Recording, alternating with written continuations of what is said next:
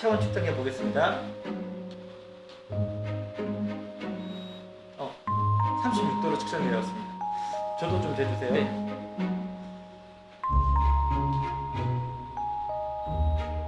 36.6도. 네, 정상. 건강합니다. 네. 안녕하십니까. 안편의 원장 김동욱입니다. 오늘은 갑자기 사람이 한 분 더 나타나가지고 깜짝 놀라셨을 것 같은데요. 그래서 아마 저희 채널 보시던 분이 너밖에 사람이 없냐, 이제 너무 반복되나 그렇게 얘기를 하셔가지고 저희가 새롭게 기획을 좀 해봤습니다. 그래서 다른 건 아니고 요즘에 이렇게 뇌파에 대해서 상당히 많이 관심을 가지시고 또 특히 저희 병원에는 정형 뇌파가 있는데 그 부분을 저희가 반응이 정말 폭발적이시거든요. 그래서 그런 부분들이 어떤 건지 조금 같이 얘기를 나누고 조금은 더 전문적인 부분들에 대해서 이야기를 좀 나눠볼까 하는 말씀으로 이제 전문가분을 모셔왔습니다. 그래서 안녕하십니까? 네, 안녕하십니까. 네, 저희 구독자분들에게 본인 소개 잠깐 좀 부탁드려도 될까요? 네. 네, 안녕하세요. 저는 아이메디신이라고 하는 뇌파 관련 전문 솔루션 회사에 다니고 있는 연구원 박우겁입니다. 반갑습니다. 네. 많이 어색하네요. 조금 어색한데 어쨌든 저희 컨셉입니다. 예. 오늘은 그 뇌파의 정의에 대해서 또 뇌파는 과연 무엇인가에 대해서 좀 알아보도록 하겠습니다. 네. 뇌파를 처음 들으면 되게 어렵게 생각을 할 수가 있는데요. 저희가 이제 중학교 때 보면 뉴런이라는 걸 아마 배웠을 거예요.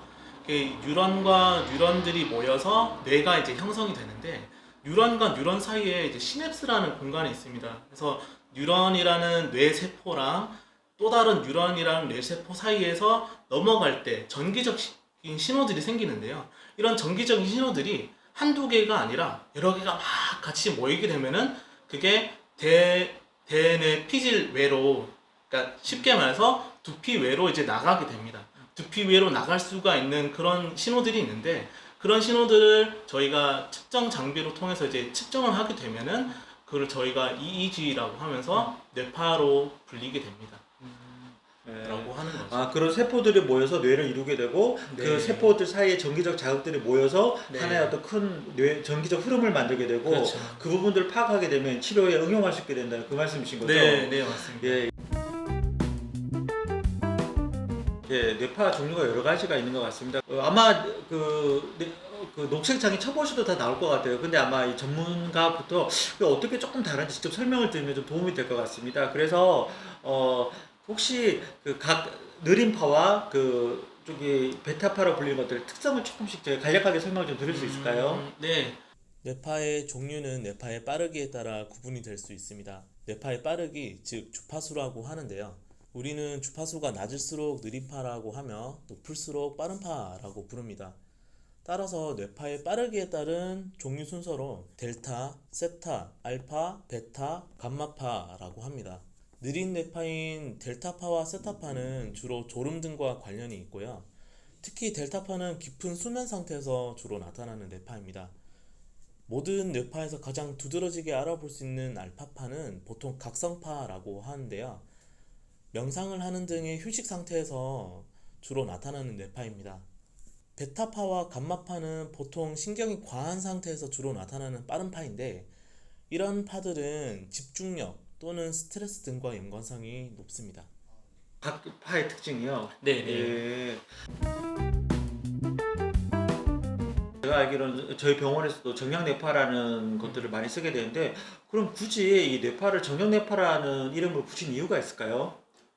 정량 뇌파라고 하는 것은 저희가 이제 눈으로 보여주는 뇌파를 조금 더 정량화, 그다음에 수치화하면서 이제 보여줌으로써 조금 더 이렇게 구체적으로 그 다른 분에게 이제 설명을 좀 할 수가 있게끔 이해가 될 수가 있게끔 그러니까 보통 뇌파라고 하면 이제 막 흐름이나 이런 것들을 이제 볼 수가 있잖아요. 근데 그런 흐름만 가지고는 이해를 하고 설득을 시키기 어려우니까 그거를 이제 수치적으로 이제 변환을 해서 정량화 뇌파라고 해서 정량 뇌파라고 하는 거죠. MRI라는 검사를 한번 딱 찍어버리면 어디가 이상이 있는지 한눈에 보이기 때문에 사실은 그런 검사들이 한 장의 사진으로 집약될 수 있는 부분들이 있습니다. 아마 정형 뇌파라는 것도 그러니까 뇌파의 여러 가지 변화들을 컴퓨터 처리를 해가지고 한 네. 장의 그림으로 표현해서 네. 훨씬 더 접근하기 쉬운 어떤 그런 방식으로 바꾸셨다는 그렇죠. 말씀인 거죠. 네, 맞습니다. 그래서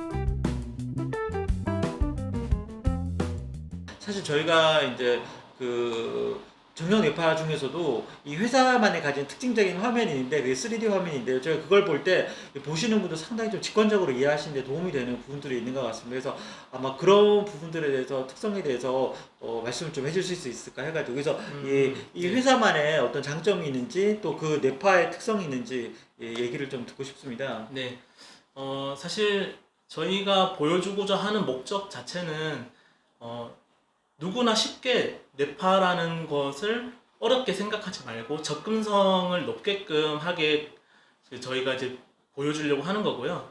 그러다 보니까 단순히 데이터를 그냥 업로드만 하게 되면은 자동으로 분석을 하고 자동으로 분석까지 진행을 하고 거기서 더 나아가서 자동으로 이제 해석을 또 할 수가 있게끔 저희가 그 제공을 해주고 있는 것이고요. 거기서 조금 더 나아가서 저희가 이제 뇌라고 하는 것들은 이제 저희 그 머리 안에 있는 그런 두뇌 같은 것들을 많이 형상을 하지 않습니까? 그러면은 아무래도 이제 뭐 환자분들이거나 아니면 이 솔루션을 이용한 다른 어떤 사람들이 뭔가 사용하기 편하게 하려면 뇌 형상을 보여주는 3D 형상을 보여주는 게 가장 좋다고 생각이 들었어요.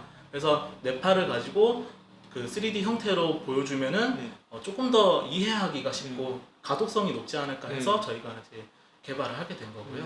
사실은 이 기술이 최근에 만들어진 기술이거든요. 근데 이런 부분들이 이 환자 진료의 접목이 됐을 때 이제 상당히 만족도도 높으면서 그래서 가장 좋았던 점이 이제 환자분들이 이제 어떨 때는 이제 환자분들이 보호자를 데리고 오시는 경우가 많이 있습니다. 그래서 왜 그러냐고 물어보니까 이제 자기가 힘들었던 게 마음의 문제가 아니라 뇌의 문제라는 거를 이제 그림을 통해서 인식이 되니까 가족들에 대해 오해하는 부분도 많이 줄어드는 부분이 있었습니다. 그래서 아마 이런 부분들을 볼 때 정말 중요한 일을 하시지 않을까 하는 생각이 듭니다. 그래서 아마 이 한 번에 끝내기에는 너무 어려운 내용인 것 같아서 제가 이번 주는 오늘 여기까지 하고요. 다음 주에 저희가 조금 더 질환별로 구체적인 내용으로 찾아뵙도록 하겠습니다. 좋아요와 구독 꼭 눌러주시고요. 다음 주에 저희 맘편한 TV 꼭 시청해주세요. 감사드립니다. 나오셔서 감사합니다. 네, 감사합니다. 감사합니다.